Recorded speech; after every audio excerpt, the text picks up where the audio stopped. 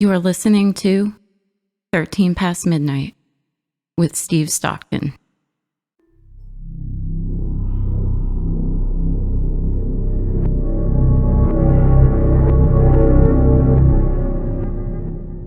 I'll tell you about something that happened to me one time that was really weird, really strange. It was fall of the year.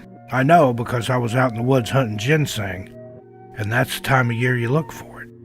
The berries have turned red and it's easy to spot. A friend of mine had a big piece of property, several hundred acres. It was nothing but woods. He used to lease it out to deer hunters during hunting season, and he gave me permission to hunt for ginseng on this property. I was way back in the woods following a dry creek bed.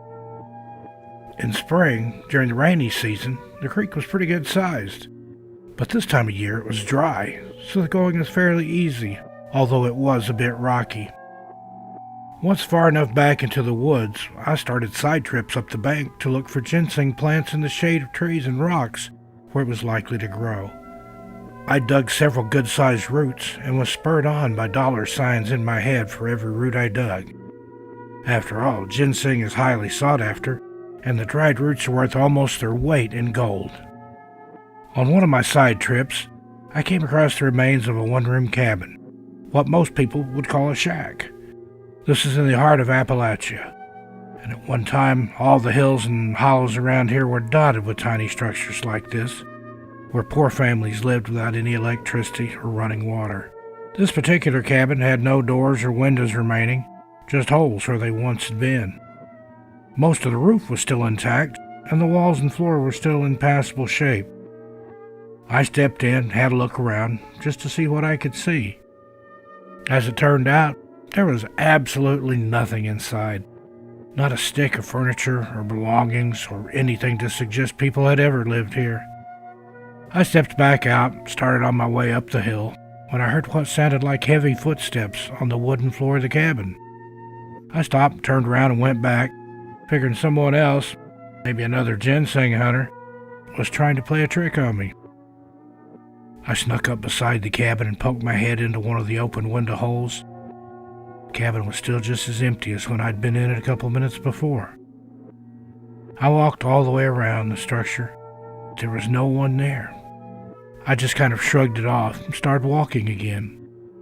When I was just a few yards away, I heard it again. The sounds of someone walking across the cabin floor. This time it was accompanied by a noise that sounded like someone dragging a wooden chair across the floor too.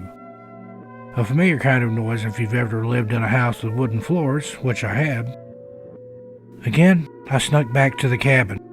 This time, I quickly ran around to the front door. This was the only door, so if someone was inside, this was the only way out, unless they wanted to climb out the window.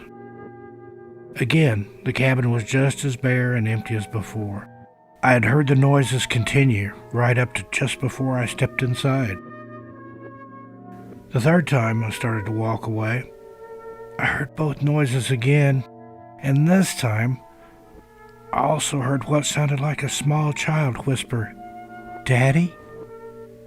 It was more of a question than a statement. I could tell just by the way it was said. Again, I went back.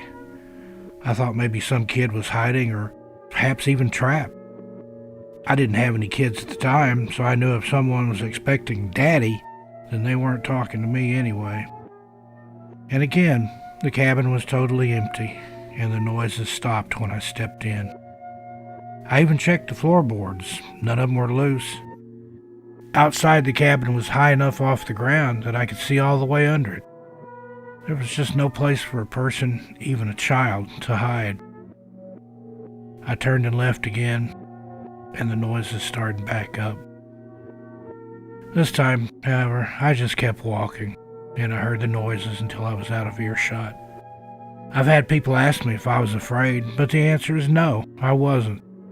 I'm not scared of any haint, spook, booger, or ghost.